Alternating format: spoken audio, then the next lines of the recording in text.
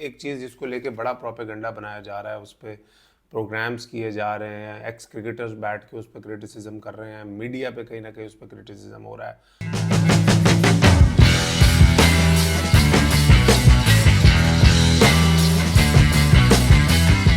अस्सलाम वालेकुम जी, welcome to my YouTube channel. और पिछले 3-4 दिनों से I was actually quite busy और आउट ऑफ स्टेशन था, जिसकी वजह से कुछ चीज़ें थी जिस पर मैं बात करना चाहता था, मगर एक तो टाइम नहीं मिल सका, ऊपर से इंटरनेट का भी कोई थोड़ा इशू चल रहा था। तो आज आई वाज एट होम, तो आई थॉट के उन दोनों तीनों चीज़ों पे मैं बात करूं और अ, उन चीज़ों के बारे में मैं क्या सोचता हूं वो आप तक ज़रूर पहुंचाऊं। एक तो एक चीज़ जिसको लेके बड़ा प्रोपेगेंडा बनाया जा रहा है, उस पर प्रोग्राम्स किए जा रहे हैं, एक्स क्रिकेटर्स बैठ के उस पर क्रिटिसिज्म कर रहे हैं, मीडिया पे कहीं ना कहीं उस पर क्रिटिसिज्म हो रहा है, हमारे मीडिया चैनल्स पर उस चीज़ पे प्रोग्राम्स हो रहे हैं। वो जो बाबर आजम के जो फादर हैं, जिनको हमने पहले भी देखा है, वो सोशल मीडिया पे थोड़ा एक्टिव रहते हैं, स्पेशली इंस्टाग्राम पे। उन्होंने इंस्टाग्राम पे एक स्टोरी लगाई जिसपे उन्होंने बाबर आजम की वो जो ICC T20 team of the year की कैप थी वो लगाई। उन्होंने साथ ये भी लिखा कि यार, एक प्लेयर जो आईसीसी की टीम ऑफ द ईयर में सेलेक्ट हो रहा है, उसको आपने पाकिस्तानी टीम से ड्रॉप कर दिया। और कोई नहीं, बाबर आजम T20 में, नेशनल T20 में, PSL में दोबारा परफॉर्म करेगा और दोबारा कम बैक करेगा। और उन्होंने एक मैसेज दिया हमारे एक्स क्रिकेटर्स को, जो टीवी चैनल्स पे बैठकर बहुत ज़्यादा, मुझे ऐसा लगता है कभी कभी बिलो द बेल्ट जाकर भी बोल जाते हैं रिगार्डिंग बाबर आजम, कि आप लोग पास्ट हैं, आप लोगों ने दोबारा क्रिकेट में नहीं आना। बाबर आजम पाकिस्तान का एक तो प्रेजेंट है, पाकिस्तान का फ्यूचर भी है। तो इस पूरी उनकी जो स्टेटमेंट है उस पर मैं क्या सोचता हूँ, मुझे ऐसा लगता है कि ये एक बाप की स्टेटमेंट थी रिगार्डिंग हिज बाबर आजम। इस चीज़ को लेकर बाबर आजम को क्रिटिसाइज करना, बाबर आजम को धोना इज़ टोटली अनफेयर। और मुझे 100% श्योर है, जितना मैं बाबर आजम के फादर को जानता भी हूँ, जिनको मैं काफ़ी दफ़ा मिला भी हूँ, कि उन्होंने ये स्टोरी लगाने से पहले बाबर आजम से पूछा भी नहीं होगा। That's what kind of a personality that he is. वो इतने एक्सप्रेसिव हैं। और एक चीज़ मैं बता दूं आपको कि एक बाप होता है ना, बाप के लिए उसके बाप के लिए वो बाबर आजम तो सुपरस्टार नहीं है, उनके लिए आज भी बाबर आजम वही बाबर आजम है जिसको हमें याद है कि 2008-10 में जब बाबर आजम क्रिकेट का स्टार्ट कर रहे थे, वो अपने स्कूटर पे लेकर आते थे, बाबर आजम को प्रैक्टिस कराते थे। बाबर आजम वहाँ पे घंटों प्रैक्टिस करता था और स्कूटर पे वो घर लेके जाते थे। उनके लिए आज बाबर आजम आज भी वही बाबर आजम है। आज भी जब बाबर आजम कहीं परफॉर्मेंस नहीं देता, बाबर आजम कभी ड्रॉप होगा, तो उनको उसी तरह दुख होगा और उनको वैसे ही लगेगा कि मेरे बेटे ने दोबारा टीम में आना है, उसने दोबारा मेहनत करनी है। तो एक बाप की स्टेटमेंट को लेकर सोशल मीडिया पे एक्स क्रिकेटर्स का इस तरह से बोलना, मैं एक जगह कामना नकमल का एक बयान देख रहा था, बल्कि टीवी पे वो बोल रहे थे। उन्होंने कहा जी, मैं मेरे साथ भी बड़ी जातियाँ हुई, मैं अपने बाप को भाइयों को कहता था आप इससे बाहर रहो। भाई, बाप जो होता है ना, आज अगर मेरे बाप के पास सोशल मीडिया नहीं है, मेरे बाप के पास ये ट्विटर इंस्टाग्राम नहीं है, अगर होता तो मैं उसको नहीं रोक सकता अपने बाप को, जो मेरे बाप लिखना चाहता है। जब मेरा बाप एक क्रिकेट का फ़ैन है, जैसे ऑब्वियसली हर किसी के बाप ही क्रिकेट के फैंस होते हैं, तो ऑब्वियसली इतनी सपोर्ट करते हैं क्रिकेट को। तो रिगार्डिंग, लेकिन जो उन्होंने एक बात की जिससे मेरा उनसे इख्तलाफ है, जब उन्होंने एक ये ताना मारा कि आप एक्स क्रिकेटर्स हैं, ऑब्वियसली काफ़ी प्लेयर्स हैं, जैसे हमने देखा है कामरान अकमल बात कर रहे हैं, अहमद शहजाद बात कर रहे हैं, मोहम्मद आमिर बात कर रहे हैं इस पर बहुत ज़्यादा कि ये नहीं करना चाहिए था। ये चीज़ उनको नहीं कहनी चाहिए थी। मेरे नज़दीक जो पाकिस्तान की तरफ से 10 मैच खेला है, 50 खेला है, 100 खेला है, ही इज़ इक्वली रिस्पेक्टेड। मगर ये बात मैं पहले भी अपने चैनल्स के थ्रू बहुत दफ़ा कह चुका हूँ कि भाई, एक बाबर आजम के पीछे आप लोग सब मिलकर बैठ गए हो, उसी पे प्रोग्राम्स करते रहते हो, उसी पे क्रिटिसिज्म कर सकते हो। उस वक्त से डरो जब उसने दोबारा रिस्पॉन्ड किया।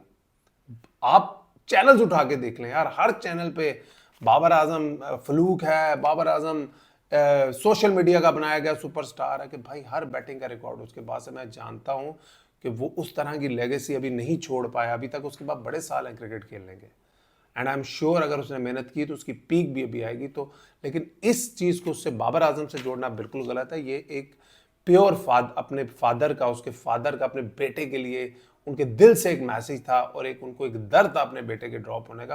तो इस पर कोई प्रोपेगेंडा ना बनाया जाए, उस पर उसको लेकर बाबर आजम पे क्रिटिसिज्म ना किया जाए। दूसरी स्टेटमेंट, एक हमारे बड़े respected one of my favourite cricketers भी रहे हैं बड़े अरसे, तो मोहम्मद हफीज़ ने एक स्टेटमेंट दी, उसमें शुएब मलिक भी बैठे हुए थे, शुएब अख्तर भी बैठे हुए थे, और ये दोनों 90s की ही प्रोडक्ट्स हैं। और वहाँ बैठ के उन्होंने कहा जी कि जो 90s के सुपरस्टार थे, मेगा सुपरस्टार थे, पहले उन्होंने एक लाइन इस चीज़ को कवर करने के लिए बोली, मैं भी उन लोगों का बड़ा फ़ैन रहा हूँ, लेकिन वो पाकिस्तान के क्रिकेट को इंस्पायर नहीं कर सके, वो पाकिस्तान के क्रिकेट में कोई लेगेसी नहीं छोड़ सके।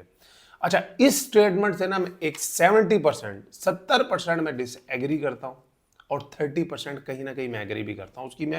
उसको मैं डिफाइन करता हूँ कैसे। एग्री में इस तरह कर, डिसएग्री में इस तरह करता हूँ, अगर मोहम्मद हफीज को लगता है कि 90s के सुपरस्टार अगर पाकिस्तान की क्रिकेट को इंस्पायर नहीं कर सके, तो इट्स एब्सोल्युटली बुलशिट, ये बिल्कुल गलत है। हम लोगों ने, हमारी तरह के लाखों करोड़ों लोगों ने जो क्रिकेट खेलनी शुरू की थी, वो वसीम अकरम को देख के शुरू की थी, वो वकार यूनुस को, सईद अनवर को, इंजमामुल हक को, मोहम्मद यूसुफ को, इन लोगों को देख के हमने क्रिकेट शुरू की थी।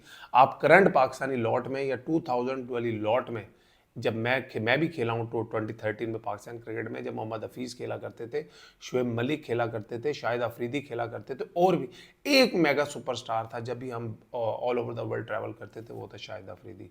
एक शाहिद अफरीदी, चाहे वो 0 स्कोर करते थे, वो 10 स्कोर करते थे, वो 3 विकेटें लेते थे, 1 विकेट लेते थे, कुट खाते थे, मगर वो इस तरह के क्रिकेटर थे कि वो पूरी जनरेशन को इंस्पायर करते थे क्रिकेट खेलने में। और हमने अपने बचपन में, जब हम छोटे थे, जब ये ईदें आया करती थी रमज़ान के बाद, हम लोग उस वक्त, तो ये इस तरह की वीडियोस, यूट्यूब, इंटरनेट इतना सस्ता नहीं होता था, अवेलेबिलिटी नहीं होती थी, उस तरह के फ़ोन्स नहीं होते थे कि प्लेयरों की जाके वीडियोस देख लें जैसे। तो आजकल तो सोशल मीडिया पे सब कुछ अवेलेबल होता है।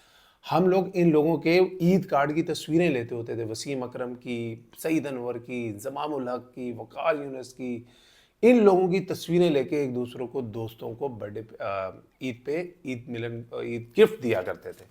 तो इस तरह की इंस्पिरेशन ये लोग पाकिस्तान के क्रिकेट को देते थे। इस तरह से ये लोगों, पाकिस्तान की जनरेशन को क्रिकेट को खेलने पे इंस्पायर करते थे। और जो 30% में डिसएग्री करता हूँ, एग्री करता हूँ मोहम्मद हफीज़ की स्टेटमेंट से, वो ये है कि ये 90s के जो हमारे मेगा सुपरस्टार्स हैं, उससे पहले की क्रिकेट ऑब्वियसली मैंने देखी नहीं है, लेकिन जो 90s के एंड की और 2000 की शुरू की जो क्रिकेट की मुझे थोड़ी होश है, उसमें अगर मैं देखता हूं तो ये इन बहुत ज़्यादा मेगा सुपरस्टार थे। आज के ज़माने में अगर आप चले जाएं तो एक बाबर आजम एक क्राउड पुलर है। बाबर आजम की एक इस तरह की फॉलोइंग है कि जिसको आप मेगा सुपरस्टार बोल सकते हैं।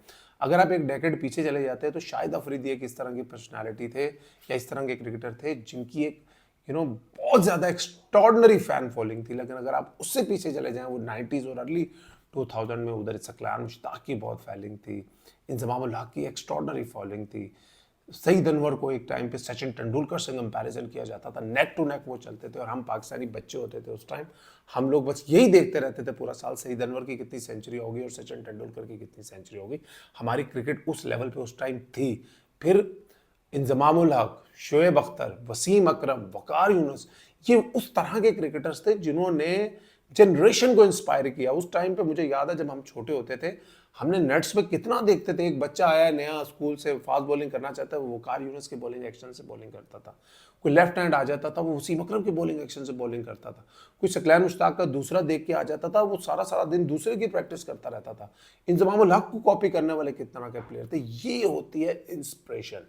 लेगेसी आपने बोला कि ठीक है जी, आईसीसी के आप इवेंट्स नहीं जीते, और लेकिन एक बात उस चीज़ पे भी मैं हफीज़ भाई को एक चीज़ क्लियर कर दूं कि हफीज़ भाई, जब ये लोग ग्रेट्स ऑफ द गेम खेलते थे ना, उस टाइम ना तो T20 क्रिकेट होती थी, ना उस वक्त आईसीसी चैंपियंस ट्रॉफी होती थी।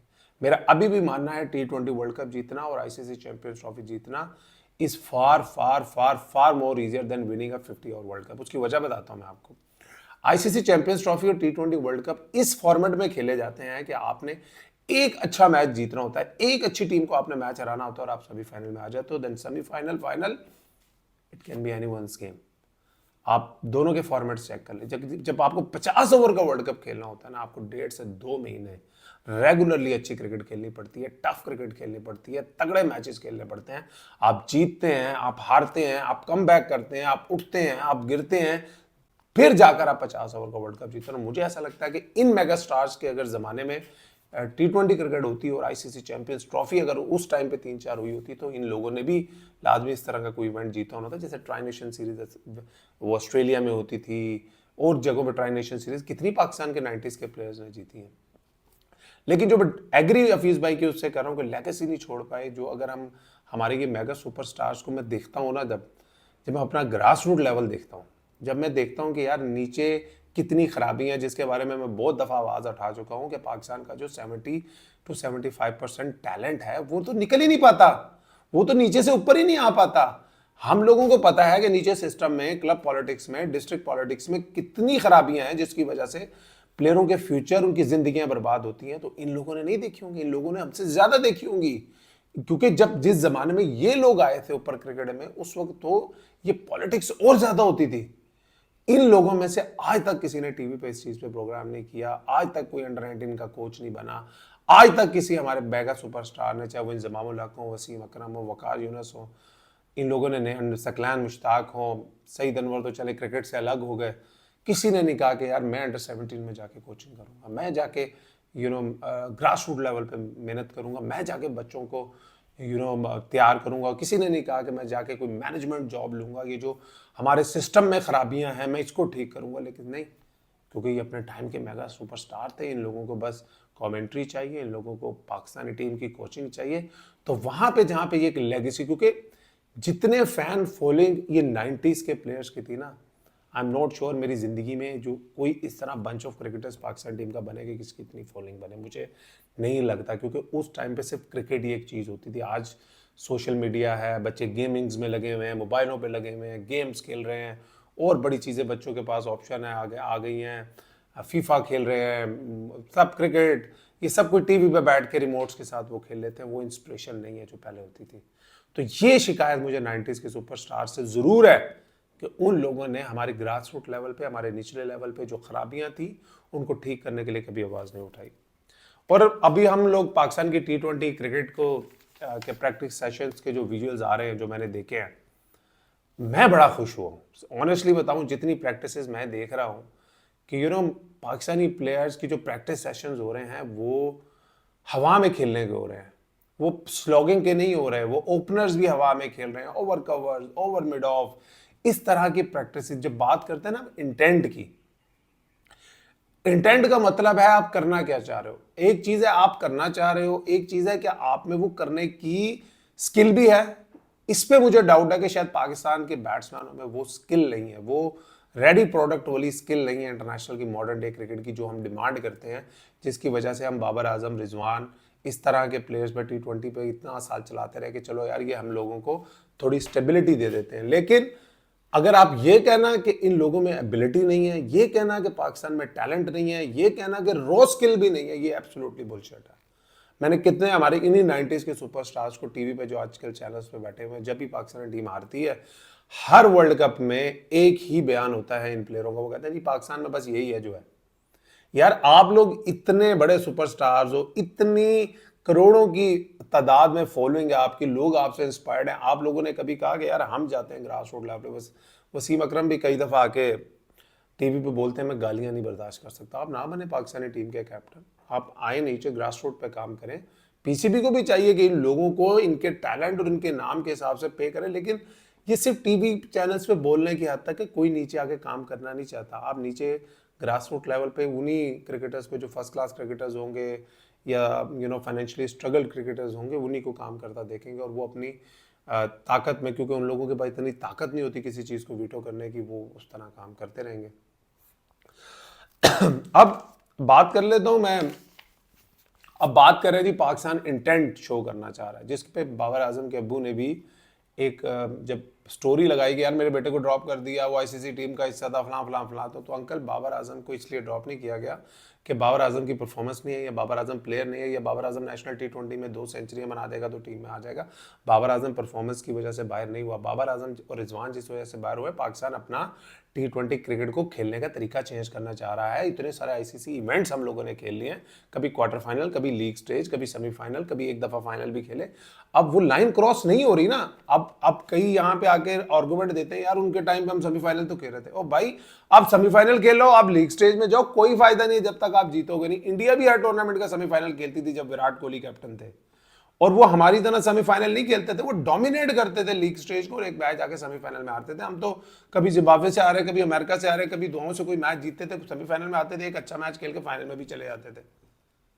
इंडिया डोमिनेट करके आता था और सेमीफाइनल फाइनल में आता था, लेकिन उन्होंने कहा यार देयर इज समथिंग रॉन्ग, जिसकी वजह से हम वो फाइनल लाइन क्रॉस नहीं कर पा रहे। उन्होंने रोहित शर्मा को कैप्टन बनाया।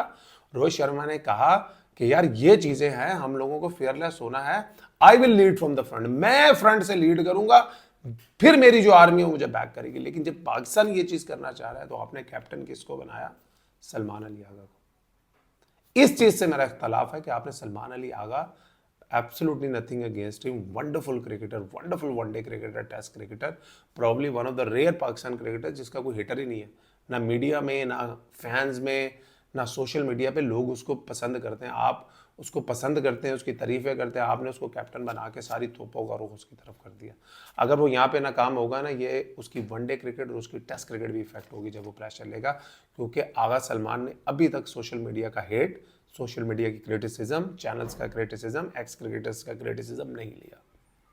और अगर कोई कहता है जी कोई फर्क नहीं पड़ता, बाबर आजम भी कभी कहते होते थे फर्क नहीं पड़ता, फर्क पड़ता है जब आप अपने बारे में इस तरह की बातें सुनते हो, इस तरह का चीज़ें सुनते हो, परफॉर्मेंस नहीं होती, उसका फर्क पड़ता है। और वो फर्क बाबर आजम के फेस से जब वो क्रिकेट खेल रहे होते हैं साफ नजर आता है। तो यहाँ पे अगर यार आप आगा सलमान ने आज तक अपने आप को डोमेस्टिक क्रिकेट में एज अ T20 क्रिकेटर नहीं मनवा सके, PSL में नहीं मनवा सके, इंटरनेशनली जितना खेले उनकी कोई परफॉर्मेंस नहीं है।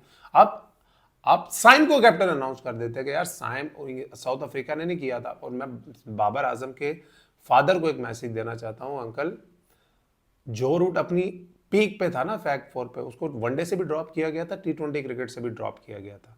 स्मिथ को भी T20 क्रिकेट से भी, वनडे क्रिकेट से भी ड्रॉप किया गया था, जब दोनों टीमें अपना क्रिकेट खेलने का तरीका चेंज करना चाह रही थी। जब उस तरह की चीजें नहीं हो पाती जो आप करना चाहते हो, तो senior players are always there to make a comeback. दोनों वापस आ गए, किसी ने कोई स्टोरी नहीं लगाई, किसी के फादर ने कोई स्टोरी नहीं लगाई, किसी ने कोई गुस्से का इजहार नहीं किया, किसी ने ये नहीं कहा यही जो रूट T20 टीम से नहीं खेलते ना, बहुत सालों से नहीं खेलते, आप कभी जाके उनकी जो नेटवेस्ट T20 होती है इंग्लैंड की, उसमें जाके उनकी बैटिंग देखें, वो किस तरह की बैटिंग करते हैं। वो तो नहीं स्टेटमेंट देते कि जी मैंने नेटवेस्ट T20 में इतनी परफॉर्मेंस की है, मेरा नाम नहीं आया। या स्मिथ जाके जब बिग बैश में जिस तरह का खेलते हैं, उन्होंने तो नहीं आगे कहा कि ये मेरी इतनी बिग बैश में इतनी परफॉर्मेंस है, मुझे कंसिडर नहीं किया जा रहा। उस्मान ख्वाजा ने एक दफ़ा 3 मैचों में 3 सेंचुरियाँ कर दी थी बिग बैश में, और वो T20 टीम के करीब करीब भी नहीं थे। तो इस तरह की चीज़ों पर काम करने की ज़रूरत है। और बस हम अपनी पाकिस्तान क्रिकेट की बेहतरी चाहते हैं, और जो हमें लगता है पाकिस्तान क्रिकेट में बेहतर होना चाहिए उसके बारे में बात करते हैं। अपना ख्याल रखिए, इंशाल्लाह जल्द नए ब्लॉग में आप लोगों से मुलाकात होगी।